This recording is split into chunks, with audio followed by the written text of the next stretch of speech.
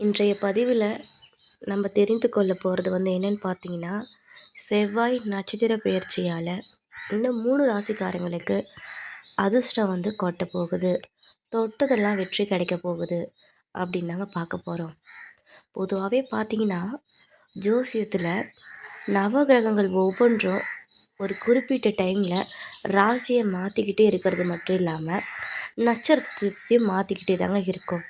இதனால தான் மாற்றம் ஒன்றே மாறாதது அப்படின்ற பழமொழிக்கு ஏற்ப மனிதர்களோட வாழ்க்கையில் நல்லதாக இருந்தாலும் கெட்டதாக இருந்தாலும் நல்ல விஷயம் அது மாதிரி எந்த ஒரு விஷயமா இருந்தாலும் அது நினச்சிக்கிட்டே இருக்காமல் மாறி மாறி இருக்கிறதுக்கு அனைத்துக்குமே காரணம் இந்த கிரகங்களுடைய மாற்றம் தான்.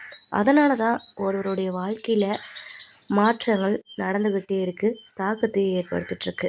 அந்த வகையில் கிரகங்களின் தளபதியாக கருதப்படுற செவ்வாய், இந்த செவ்வாய் யாருடைய ராசியில் நுழைகிறாங்களோ அவங்களுக்கு திடீர்னு தைரியம், வீரம், வலிமை, துணிச்சல்னு சொல்லிட்டு அனைத்துக்குமே காரணம் இந்த செவ்வாய் தான் இருக்கும்.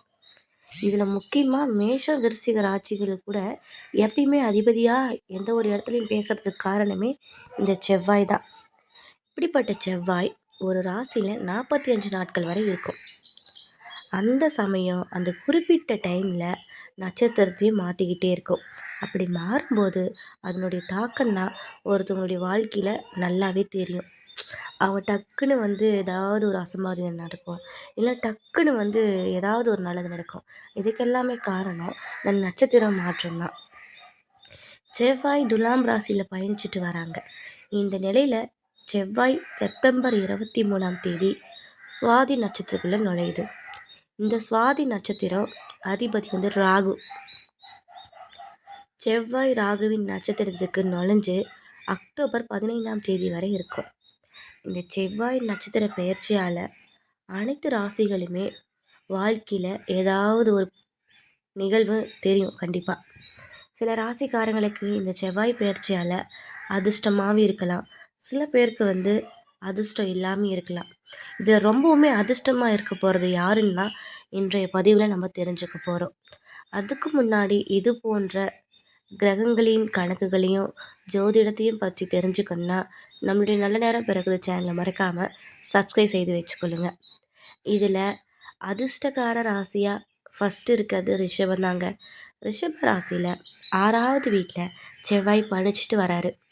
இந்த நிலையில் செவ்வாய் நட்சத்திர பெயர்ச்சியால் இந்த ராசிக்காரங்களுக்கு அவங்களுடைய வாழ்க்கையில் இருக்கிற எல்லா பிரச்சனையும் தீர்ந்து விடுபடுவாங்க.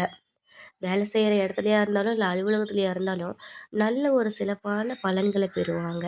அங்கே பேரும் அவங்களுக்கு நிறையவே கிடைக்கும். நல்ல பேரும் இனிமேல் அவங்க வாழ்க்கையில் தொடரப்போகுது. இந்த செவ்வாய் அவங்களுடைய ராசியில் மாறாமல் இருக்கிற நாள் வரைக்கும் வெற்றிகளும் லாபமும் குவிய போகுது. நண்பர்களிடத்தில் ரொம்பவுமே முழு ஆதரவு உங்களுக்கு தான் முக்கியமாக கிடைக்கும். உங்களுடைய திருமண வாழ்க்கையில் மகிழ்ச்சியும் அமைதியும் அதிகரிக்கும். கணவன் மனைவிக்குள்ள இருவருக்கிடையே பிணைப்புகள் அதிகரிக்கும். நிதி ரீதியாக மிகவும் அற்புதமாக இருப்பீங்க. எந்த ஒரு பிரச்சனையுமே சொல்ல போனால் உங்களுக்கு இனிமேல் கிடையாது. உடல் ஆரோக்கியத்துலேயும் நல்லா தான் உங்களுடைய உடல்நிலை இருந்துகிட்ருக்கும். வேலையிலையும் நல்ல முன்னேற்றம் கிடைக்கும். சில பேருக்கு ஏதாவது ஒரு வேலையில் இருந்தாங்கன்னா ப்ரொமோஷன் கிடைக்கிறதுக்கான வாய்ப்புகளும் உள்ளது. வேலை செய்கிற இடத்துல உயர் அதிகாரிகள் உங்களுக்கு தான் முழு ஆதரவாக கிடைக்கிற மாதிரியாகவும் நம்மளுடைய ஜோதிடத்தில் தெரியுது. மாணவருடைய படிப்புலேயும் சிலந்து விளங்கிட்டு வருவாங்க. இப்போ இந்த ரிஷபராசிக்காரங்களுக்கு குழந்தைகள் இருந்தாங்கன்னா அவங்க ஒரு படிப்பாக இருந்தாலும் வேலையாக இருந்தாலும் எங்கே போனாலும் அவங்க தான் அங்கே சிறந்து விளங்குவாங்களாம். வீட்டில் இருக்கிற சூழ்நிலையும் இனிமையாகவே தான் இருக்குமா. எந்த ஒரு பேட் வைப்ரேஷன், பேட் நியூஸ் எதுவுமே வரப்போகிறது கிடையாது செவ்வாய் உங்கள் ராசியில் இருக்கிற வரைக்கும். அடுத்ததாக எந்த ராசிக்காரங்கன்னு பார்த்தீங்கன்னா கடகராசியில். கடகராசி 4வது வீட்டில் செவ்வாய் பயணிச்சுட்டு வராரு. இந்த நிலையில் செவ்வாய் நட்சத்திர பயிற்சியால் இந்த ராசிக்காரங்களுக்கு நிதிநிலை வலுவாக இருக்கும். வியாபாரிகளும் இக்காலத்தில் உங்களுக்கு சாதகமாக தான் இருப்பாங்க. தொழிலையும் வியாபாரத்துலேயும் நிறையவே உங்களுக்கு நன்மைகள் கிடைக்க போகுது. செவ்வாயின் செல்வாக்கின் காரணமாக இந்த ராசிக்காரங்க வீட்டு சூழலில் மகிழ்ச்சியாகவும் இனிமையாகவும் தான் கடக ராசிக்காரங்களுக்கு இருக்கும். வேலை தேடிட்டு இருந்தாலோ இல்லை ஏதாவது ஒரு பிரச்சனைக்கு ரொம்ப நாளாக தெரிஞ்சிட்டு இருந்தாலோ அது எல்லாமே சுமூகமாக முடிய போகுது. இன்று முதல் உங்கள் முன்னேற்றத்திற்கான பாதை திறக்க போகுது. கூட்டாக ஏதாவது ஒரு வேலை செய்கிறீங்கன்னா அதில் நல்ல பயன் உங்களுக்கு கிடைக்கும். ஏற்கனவே அந்த பிரச்சனையெல்லாம் முடிஞ்சு சிரமப்பட்டு இருந்துட்டு இருந்தீங்கன்னா அந்த பிரச்சனையும் இனிமே முடிவுக்கு வரப்போகுது. கடகராசிக்காரங்களுக்கு அடுத்தது கும்பராசிக்காரங்களுக்கு 9வது வீட்டில் செவ்வாய் பயணிச்சுட்டு வர்றதுனால, அதுவும் சுவாதி நட்சத்திரக்காரங்களுக்கு செவ்வாய் செல்வதால் கும்பராசிக்காரங்களுக்கு ஏராளமான நல்ல பலன்களை பெறுவீங்க. உங்களுடைய குடும்பத்திலேயோ இல்லை நண்பர்களுக்கிடையே உறவு சிறப்பாக இருக்கும். இக்காலத்தில் எந்த தொழில் செய்யலான்னு முடிவு எடுத்தாலும் உங்களுக்கு நல்ல பலன் தான் தரும்.